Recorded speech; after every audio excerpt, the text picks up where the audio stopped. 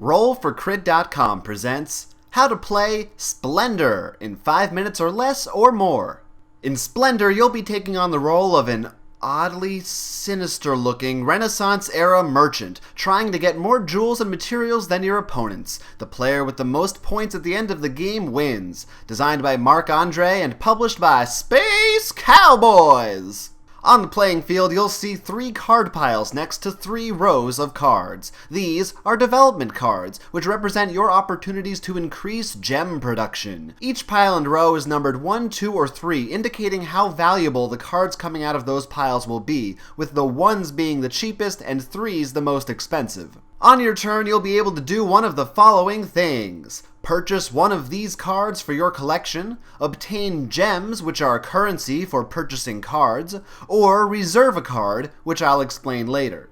Gems are represented by these shiny, weighty tokens. Click, clack, click, clack. You have 2 different options when deciding to take gem tokens on your turn. 1, you can take 3 gems as long as each gem is a different color.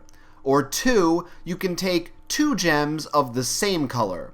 Important note about that second option, you can only take 2 of the same color if there are at least 4 tokens left in that pile. If it's less than 4, you'll have to do something else. You're limited to having 10 tokens in your possession at one time. If you're ever going to exceed the limit of 10, you must discard back down to 10 at the end of your turn. Once you've gotten enough gems, you can purchase a card. In the bottom left corner of a card, these symbols here indicate how much it costs to buy it. For example, in order to obtain this blue card, you must trade in 1 sapphire token, 3 emerald tokens, and 1 ruby token. But these cards are more than just pretty pictures. In the top right corner, you'll see a specific type of gem indicated. Once purchased, that card counts as 1 token of that gem type for you to spend as you see fit each turn. So if you wanted to buy this card, but you were a sapphire token short, you could still purchase it using your blue sapphire card as a replacement token. In this way, it becomes easier to purchase more expensive cards as the game goes on. Eventually, you can even take a card without spending any tokens based on the merits of your cards alone. Once a card is purchased, it gets replaced immediately with a new one from the deck.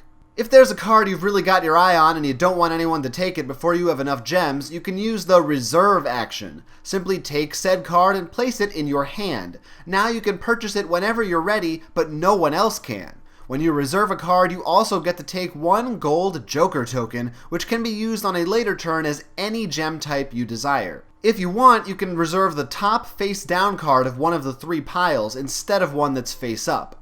Keep in mind, you can only have 3 reserved cards in your hand at one time.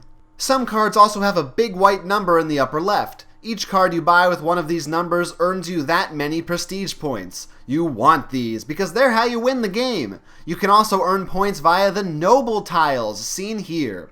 Each game, noble tiles will appear with different requirements. If you have cards in your possession matching the color and number requirements indicated on said tile, you gain that tile and its associated point value along with it. Once a tile has been taken, no one else has a chance to earn those points. Earning a noble tile does not take up a turn action, but you can only gain 1 per turn, even if you qualify for multiple at the same time. As soon as one player has enough prestige points to total 15 or more, the other players finish out the game round and then the game ends. Whoever has the most points is the winner. In conclusion, take gems, buy cards, reserve cards, buy more cards, click, clack, click, clack. That's Splendor in a nutshell. Did you get all that?